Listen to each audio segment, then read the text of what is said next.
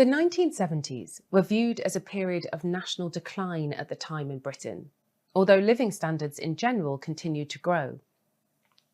1974 saw two general elections in the same year and much industrial unrest in the country.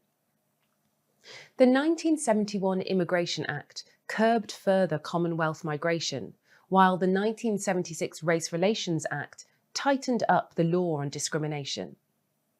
With increasing unemployment, support for the far-right National Front grew. On 13th of August 1977, 500 white members of the National Front attempted a march in Lewisham, South London, an area with a strong black community. Thousands of counter-demonstrators were caught up in violent clashes with the police and the NF marchers in a conflict known as the Battle of Lewisham. The battle is usually seen as a significant defeat for the National Front in its attempts to intimidate Black Britons and force a policy of repatriation on the British government. Many second-generation Black Britons whose parents had migrated with the Windrush now took part in activism against racism and discrimination across Britain, including in the West Midlands. They objected to prejudice, high unemployment, poverty, low-quality housing and police harassment. Rastafarianism and its musical culture gained influence as some second-generation Black Britons distanced themselves from their Caribbean backgrounds, traditional Christian churches, and their more conservative parents.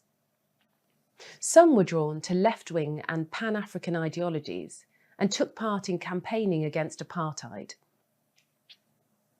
As a child in West Bromwich, Black RAF veteran Bryan Scott missed out on a place at grammar school as a result of discrimination. Some other local veterans also had experience of low academic expectations of themselves as Black pupils. Margaret Thatcher led the Conservatives to victory in the general election of 1979, introducing controversial economic policies which cut public spending, privatised industries, and led to an increase in unemployment. This coincided with specific discontent in Black urban communities. On the 18th of January 1981, 13 Black teenagers and young people were killed in the New Cross fire in South London. The police resisted local pressure to investigate claims that the fire might have been the result of a racist arson attack.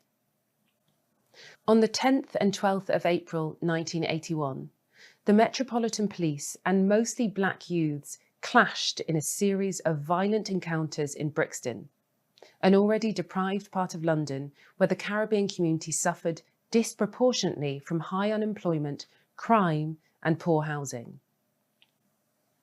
The violence, injuries, burning of police vehicles and looting of some shops and buildings was partly triggered by Operation Swamp 81, where the largely white police force used the hated sus laws to search and arrest hundreds of Black people, most of whom were not charged with any offence. Rioting also occurred between Black youths and police in Handsworth, Birmingham.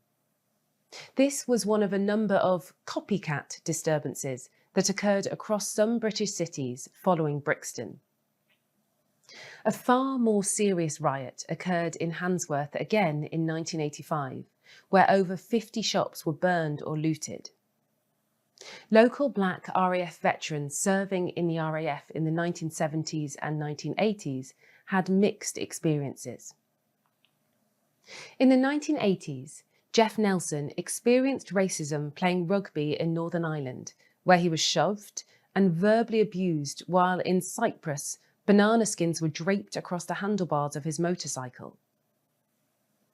Military police close by had not intervened. Bryan Scott experienced delayed promotion compared to white colleagues, as did some other veterans. On the other hand, Kenneth Strawn was employed on aircraft of the Queen's flight from the mid-1970s, which enhanced his promotion prospects. Karen Keller worked successfully as an RAF chef at Chequers, the country residence of Prime Minister Margaret Thatcher in the 1980s, where she was treated well. In 1982, John Winston Clark joined the RAF from a deprived background but with a strong state educational record. He undertook basic training as an airman at RAF Swinderby.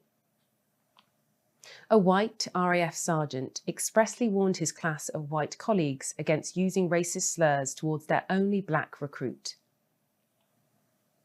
The RAF carefully nurtured John's ambitions to become an officer and flyer, and in 1986 he attended Cranwell, subsequently training as a navigator. Throughout his career, he felt protected from racism by his RAF colleagues.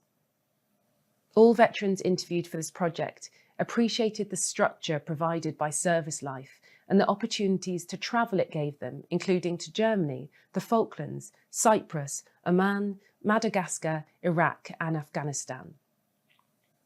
Meanwhile, as the 1980s closed, Black British identity grew in confidence and visibility.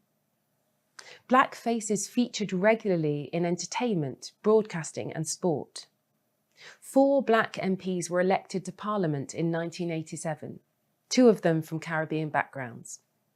These were Diane Abbott, who was the daughter of Jamaican parents, and Bernie Grant, who was born in British Guyana. The first Black History Month was held in London that year.